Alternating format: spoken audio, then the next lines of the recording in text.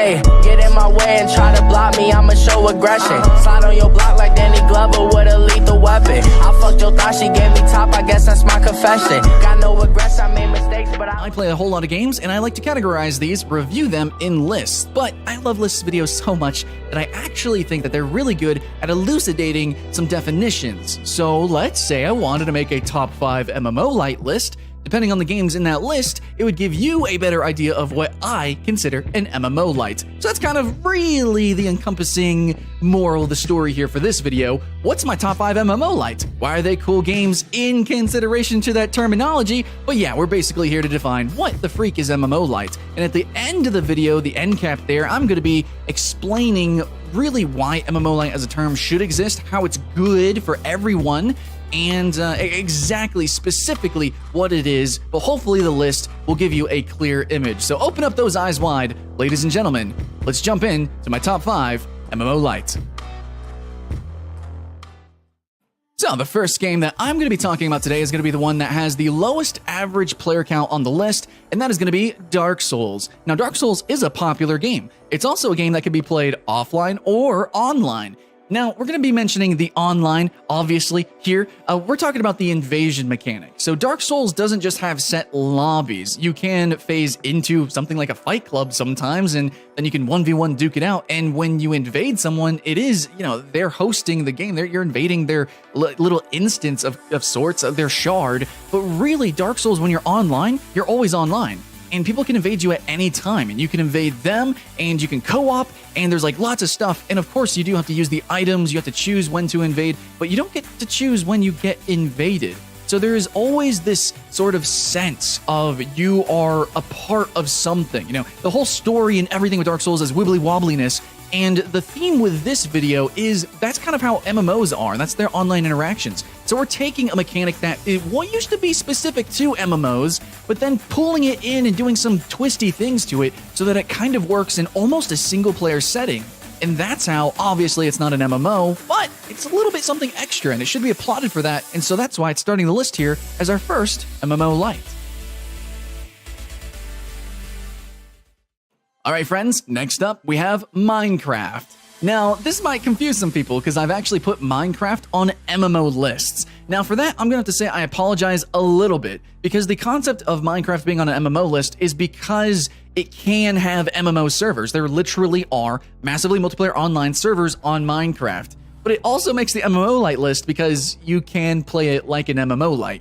You can just have an 8-player or 16-player server that has an entire community that actually plays on it. And that's the big thing here, is that there's this epic, more like grander scale concept or sort of amoebus meta to the game. You can have a whole Discord, a whole forum that enjoys and loves your server, but only 16 of them can play at any one time, or 32, or some non-massive number. But since we do have these servers and shards and, this weird wibbly-wobbly online system, and it obviously is supporting a community, it can feel like an MMO. It can feel a little bit bigger, extra, not quite massive, but not just a simple lobby. Obviously, Minecraft, you can play just co-op, but there is a difference between playing single-player, 1v1, co-oping, 2 or 4 players, then going up to 8 players and having this whole persistent experience, and then onwards, there is something a little bit extra. You aren't just in Battlefield where it just resets every single time, or World of Tanks. You're not just playing Halo or Call of Duty or any of these lobbied games that you just play it one and done out of it. It's not a MOBA. This is something a little bit extra. Things have a little bit more impact, a little bit more weight. Your decisions, your actions, in a game that you can literally make and break a world. Every time players come in and out, they are somehow in some way affecting a greater player scale. So in real time, no, it's not an MMO. It's a little bit less in some ways, but definitely more than most games. It's an MMOLite. Halfway through the list, APB Reloaded. Now, this title had a rocky launch, and its population definitely could be a lot higher. I really wish it was, because it's actually still pretty fun. And I wouldn't put Grand Theft Auto quite on this list because, it's still a review list. I honestly can't say it's a better MMOLite than APB Reloaded because Grand Theft Auto's lobby is essentially a hub center, a town hub that you do have some interaction with, So it could make the list if it was a top 10, but APB Reloaded is so much more. You have direct questing and gameplay interaction, not just killing each other, but you have this cops versus robbers scenario where the quests are all PvP. So the robbers need to go steal something somewhere or, break in somewhere, and the cops will literally come try to stop that quest. And then the PvP ensues, but there is this open world, there's this open server, open city that players can run around, so kind of similar to Grand Theft Auto, but a little bit extra with the questing and the progression, and of course the way that people can just jump in and jump out. Similar, but a little bit more weighted and impactful with APB Reloaded, which is what we're counting. We're not just counting the fact that it is online, that you can just permeate, we're also reviewing it and listing it, and APB Reloaded is always online, always there in your face, so is Grand Theft Auto Online.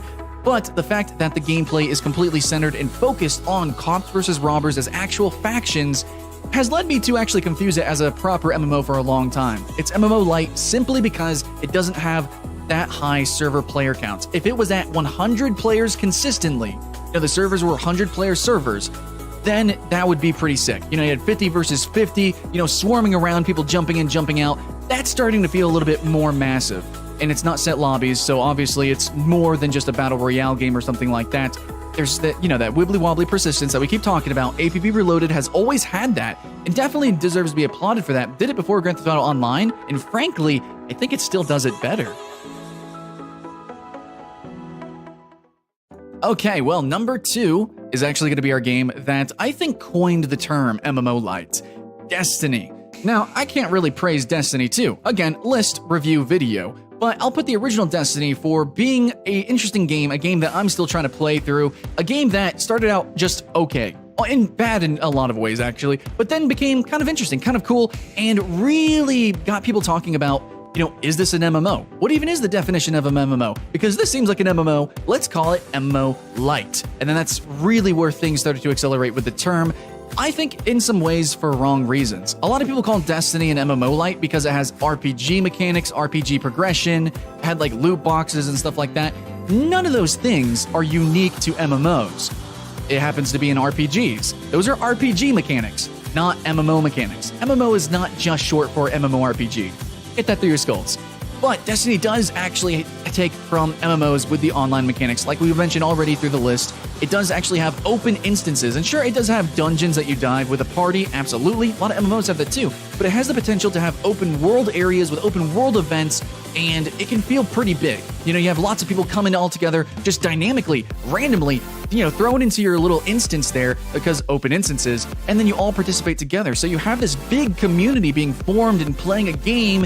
Even if it's not all quite in real time, they do kind of intersect with each other. Your paths do cross, even if you do have to run in straight lines, because it's not all just a giant open world.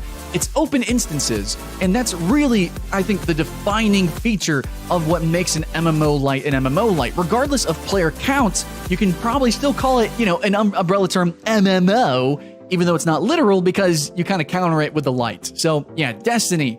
The MMO that's not really an MMO, one of the most popular, Jesus Christ. Anyways, lightning storms aside, yeah, Destiny is a cool MMO, I guess. And now, our number 1, I'm gonna put a game, new game, title, Sea of Thieves. So Sea of Thieves actually had me scratching my head because I kind of thought it was an MMO. It definitely gets called an MMO a lot, and it seems like an MMO in most ways. It's specifically got like very similar ideas to what some MMOs have done with PvEVP. I think that's pretty cool and stuff, but that's not what's gonna make an MMO an MMO. What makes an MMO is the massive numbers, and Sea of Thieves doesn't have that. I think it's capped at between 20 and 30. You just have little groups running together in instances, but the thing that makes it an MMO Lite and something special and unique and a little bit added extra is the fact that it's always online. And similar to Dark Souls, how it has its invasion mechanic, take that, but then just make the entire game completely focused on that. The entire experience of Sea of Thieves is that every crew, every pirate, is phasing in and out of somebody else's instance, which gives the world a kind of feeling like it's a globe, like it's a patchwork of instances, but they start to feel seamless how they've coded it, how it all works out in the end, but you never do truly play with a massive number of players all at the same time, which is going to be the defining characteristic of what makes a literal MMO. You don't quite have that. but you do have players in a open world instance. And yes, everyone has their own little instances, but basically they're phasing in and out with each other. They're playing in this big world that they all can go explore in and fight in and have these dynamic interactions in. And similar to Dark Souls, even though it's just like one or a few players, Sea of Thieves is a little bit extra, but it's not that enough extra to call an MMO. And it's not that in your face, but more than any other game on this list, I think it does fit the term of MMOLite, because literally all you have to do is knock up the number to be higher. Now, technically, Minecraft is the same because you could run your own servers. Again, Minecraft is a special little freaking snowflake. But this game is far ahead of Minecraft in the fact that the game is entirely based not on a server browser. You don't just pick a server. It's supposed to have the illusion of an MMO, essentially, an illusion of an open world. You never can play at any one time with all these people, but in a way, you kind of are, but you're not. The idea of it's there, it's vague, it's weird, it's mysterious, and that's actually really cool. It's interesting, but it's no MMO. However, we can put it in a new genre, and slot it here at MMO Lite. So guys, that's the end of my list. I personally believe MMO Lite is a interesting genre name, and some people would say that it doesn't make sense, but I have an example. What about the idea that maybe someone in Europe could make a JRPG? Because JRPGs used to be literal. They were, RPGs made in Japan, but they were really there to describe the mechanics of the game, which we can use now. Why can't I make a game just like Final Fantasy, just, as a Westerner? It could still be called a JRPG, I believe. I know there's this whole debate about anime, is Avatar an anime? Fight me. I think it is. Genre names should describe their literal stuffs, what's in there, the gameplay, the music, how it sounds. That's how genres should work. And with MMO Lite, even though it is taken somewhat literally, it actually kind of works in that sense too. MMOs are supposed to be massive open areas. It was coined around the era of Ultima, and I believe specifically for Ultima and games like that. EverQuest, World of Warcraft, those are MMOs uncontestedly. But there are some weird games that definitely fall in between the cracks, especially in the modern era, which are MMO Lites, but it makes sense because you can't quite take away MMO, because that itself is to describe the weird online interactions that are literally massive. But instead of coming up with a whole new name, you could just add on Lite to kind of counter the the massive component, and then it kind of makes sense literally as well as vaguely in terms of the history of what how genres work and stuff. I know it sounds highbrow, it sounds really snobbish and stuff, and maybe collegiate. I get it. I'm a school game design. I understand. I can feel a little bit pressuring often, almost all the time. But I'm telling you, as a player, this is going to help you guys a lot as a consumer, because MMO Lite is a term that can be used to, of course, obviously better describe these games, but also better describe other genre names. So as you saw through this top 10, I mostly said, hey, how these games aren't MMOs, right? So MMO Lite, even if you think it's a silly term, it'll exist to better the definition of what really is an MMO. That's really, the moral of the story here. That's why I made the video. So let me know your thoughts and feelings, guys, in the comments below. And all I ask is you keep that hype alive. Hey, click the bell for the tell so you know when I go live. Throw up a thumbs up if you agree. If you disagree, I don't know, thumbs down. Who knows? Shove it up your ass. But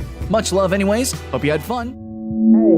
Hey, get in my way and try to block me, I'ma show aggression. Slide on your block like Danny Glover with a lethal weapon. I fucked your thought, she gave me top, I guess that's my confession. Got no regrets, I made mistakes, but I learned from my